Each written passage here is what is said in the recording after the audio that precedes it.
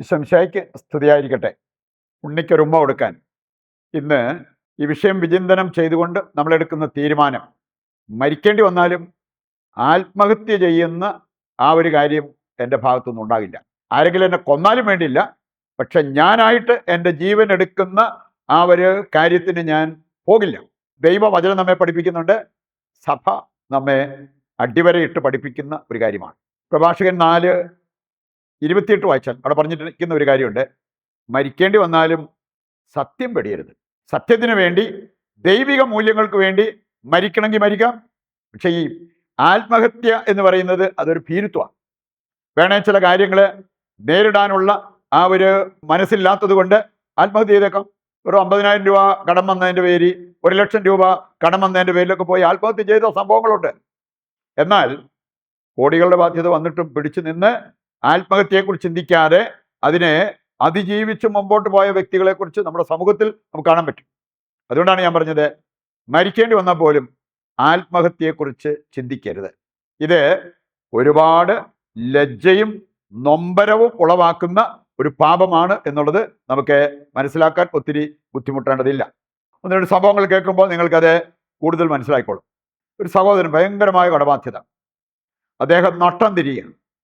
ആ സമയത്ത് പുള്ളിക്ക് ഏറ്റവും കൂടുതൽ പണം കൊടുത്ത ഒരു വ്യക്തി സൂചിപ്പിച്ചൊരു കാര്യം, നീ ആത്മഹത്യ ചെയ്യുകയാണെങ്കിൽ, നീ നിന്നെ തന്നെ കൊല്ലുകയാണെങ്കിൽ ഞാൻ പിന്നെ നിന്റെ കുടുംബത്തെ ശല്യപ്പെടുത്തത്തില്ല.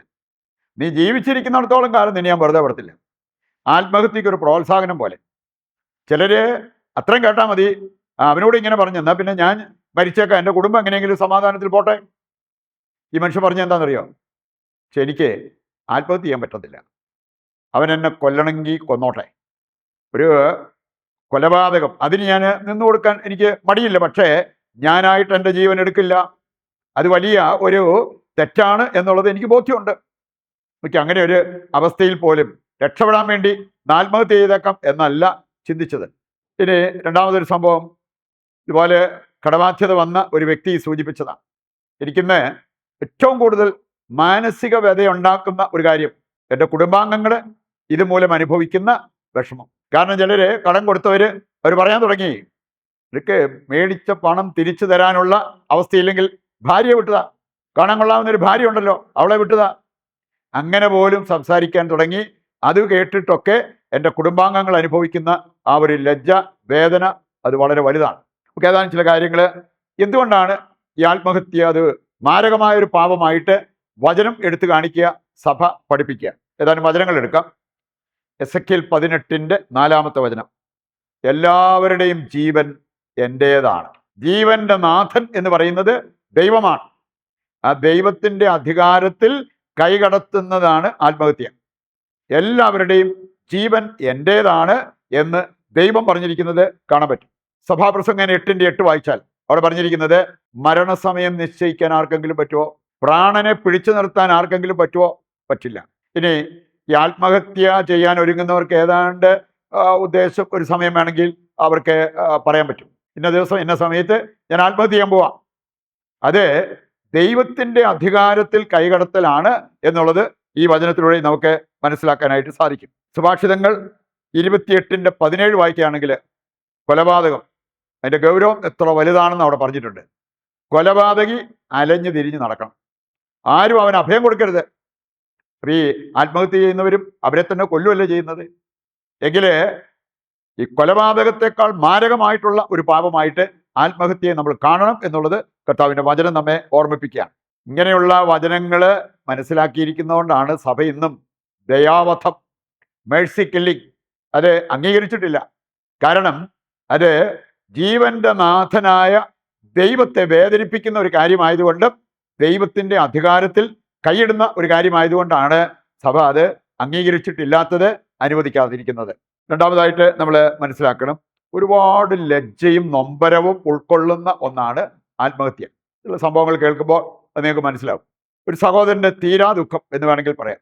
സെമിനാരിയിൽ ചെന്നു അച്ഛനാകാനായിട്ട്, പക്ഷേ അവനെ അവരെടുത്തില്ല. ഒറ്റ കാരണം, അപ്പൻ ആത്മഹത്യ ചെയ്തതാണ്. അപ്പം അതുകൊണ്ട് തന്നെ അവനെ സെമിനാരിയിൽ എടുക്കാൻ വിസമ്മതിച്ചു. അവന് വിളിയുണ്ടായിരുന്നിരിക്കാം, വലിയ ആഗ്രഹമുണ്ടായിരുന്നു, പക്ഷേ ഈ ഒരൊറ്റ കാരണത്താൽ അവന് പ്രവേശനം ലഭിച്ചില്ല എന്ന്. അതിങ്ങനെ ഒരു വേദനയായിട്ട് അവൻ്റെ ഉള്ളിൽ കിടക്കുകയായിരുന്നു. വേറൊരു സമയം എനിക്കറിയാം, മക്കളിൽ 3 മക്കള്, മൂത്തയാള് ഒരു യുവാവ്, അവൻ ആത്മഹത്യ ചെയ്തു എന്തോ കാരണത്താൽ. ഇതിനുശേഷം ആ വീട്ടുകാർ പറഞ്ഞൊരു കാര്യം, അതിൻ്റെ താഴെയുള്ള 2 പെമ്മക്കൾക്ക് ഒരു കല്യാണം ഒന്ന് നടക്കാൻ അവർ പെട്ട പാട്. ഇനി എത്ര നല്ല ആലോചന വന്നാലും അവരിങ്ങനെ കേൾക്കുകയാണ്, ഇങ്ങനെ ഒരു സംഭവം ഇവിടെ ഉണ്ടായി, മൂത്തയാൾ ആത്മഹത്യ ചെയ്താണ്, അതോടുകൂടി അവർ വിട്ടുപോകും. അങ്ങനെ ഒരുപാട് ലജ്ജ, നൊമ്പരം ഇതൊക്കെ ആ കുടുംബാംഗങ്ങൾ അനുഭവിക്കേണ്ടി വന്നു. അങ്ങനെ ഒരു കാര്യത്തിന് നമ്മൾ കാരണമാകരുത് എന്നുള്ളത് നാം ന്യായമായി ചിന്തിക്കേണ്ട ഒരു കാര്യമാണ്. സഭയുടെ പഠനം, ആത്മഹത്യയെക്കുറിച്ച് സഭ പഠിപ്പിക്കുന്ന കാര്യങ്ങൾ കത്തോലിക്കാ സഭയുടെ മതബോധന ഗ്രന്ഥം 2280 മുതൽ മുമ്പോട്ട് വായിച്ചാൽ കാണാൻ പറ്റും. ഇതിൻ്റെ ചില സാരാംശം മാത്രം ഞാനിവിടെ പറയുന്നുള്ളൂ. ഓരോരുത്തരും ദൈവത്തിന് മുമ്പാകെ തൻ്റെ ജീവന് കടപ്പെട്ടവരാണ്. കാരണം ദൈവമാണ് ജീവൻ്റെ നാഥൻ. അതാണ് ഈ പാരഗ്രാഫ് വായിക്കുമ്പോൾ നമുക്ക് കാണാൻ സാധിക്കുക. ഇത് ജീവൻ സംരക്ഷിക്കുക, നമുക്ക് നമ്മളിൽ നിക്ഷിപ്തമായിരിക്കുന്ന ഒരു കടമയാണ്.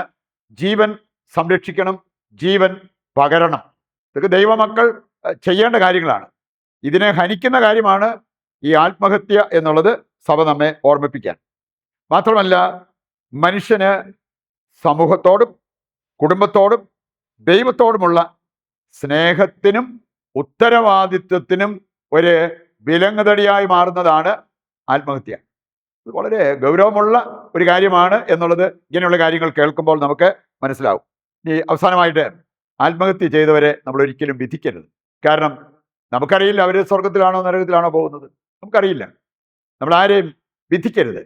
ഫുൾട്ടൻ ഷീൻ അദ്ദേഹം സൂചിപ്പിച്ച ഒരു കാര്യം, മരണാനന്തരം അദ്ദേഹത്തെ അതിശയിപ്പിക്കുന്ന 3 കാര്യങ്ങൾ ഉണ്ടാകും എന്ന് അദ്ദേഹം ജീവിച്ചിരുന്നപ്പോൾ തന്നെ പറഞ്ഞു. സ്വർഗത്തിൽ കാണുമെന്ന് ഞാൻ കരുതിയ പലരും അവിടെ ഇല്ല. ഇനി സ്വർഗത്തിൽ കാണില്ല എന്ന് ഞാൻ വിചാരിച്ച പലരും അവിടെ ഉണ്ട്. ദൈവത്തിൻ്റെ അനന്തകാരുണ്യം കൊണ്ട് ഞാൻ അവിടെ കയറിപ്പറ്റി. അങ്ങനെ 3 കാര്യങ്ങൾ അദ്ദേഹത്തെ അതിശയിപ്പിക്കുന്ന കാര്യങ്ങളായിട്ട് പറഞ്ഞിരിക്കുന്നു. അതുകൊണ്ട് നമുക്ക് ആർക്കും ഒരു വിധിവാചകം ഉച്ചരിക്കാനുള്ള അവകാശമില്ല. ആര് നരകത്തിൽ പോകും, ആര് സ്വർഗത്തിൽ പോകും. നമുക്ക് ഈ മാരകമായ പാപം ഒരു കാരണവശാലും അതിന് ഞാൻ എൻ്റെ ജീവിതം വിട്ടുകൊടുക്കില്ല എന്നുള്ള ആ ഒരു തീരുമാനമെടുത്തുകൊണ്ട് ഉണ്ണിക്ക് ഒരു ഉമ്മ കൊടുത്ത് കർത്താവിനെ നമുക്ക് സന്തോഷിപ്പിക്കാം. നമുക്ക് ആ ഒരു തീരുമാനത്തോടെ പ്രതിഷ്ഠാ ജപത്തിൽ പങ്കുചേരുകയും ചെയ്യാം. ദൈവത്തിൻ്റെ വചനത്താൽ നമ്മുടെ ഹൃദയങ്ങളെ നമ്മൾ നിറച്ചു. നമുക്കിനി ദിവ്യകാരുണ്യത്തിൻ്റെ ആശീർവാദത്തിനായിട്ട് ഒരുങ്ങാം. നമ്മുടെ എല്ലാ ആവശ്യങ്ങളും, നമുക്ക് ആർക്കെല്ലാം വേണ്ടി പ്രാർത്ഥിക്കാനുണ്ടോ അവരുടെ ആവശ്യങ്ങളും ദൈവകരങ്ങളിൽ ഏൽപ്പിച്ചുകൊണ്ട് താഴ്ന്ന സ്വരത്തിൽ കർത്താവിനെ സ്തുതിച്ച് ദിവ്യകാരുണ്യത്തിൻ്റെ ആശീർവാദം സ്വീകരിക്കാം.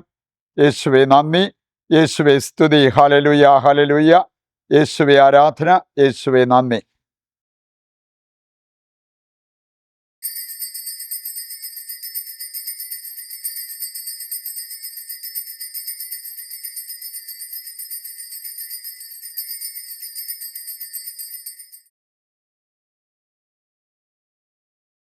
പരിശുദ്ധ പരമ ദിവ്യകാരുണ്യത്തിന് എന്നേരവും ആരാധനയും സ്തുതിയും പുകഴ്ചയും ഉണ്ടായിരിക്കട്ടെ. മറ്റൊരു എപ്പിസോഡുമായി നാളെ വീണ്ടും നമുക്ക് ഒന്നിക്കാം. ദൈവം നിങ്ങളെ സമൃദ്ധമായി അനുഗ്രഹിക്കട്ടെ.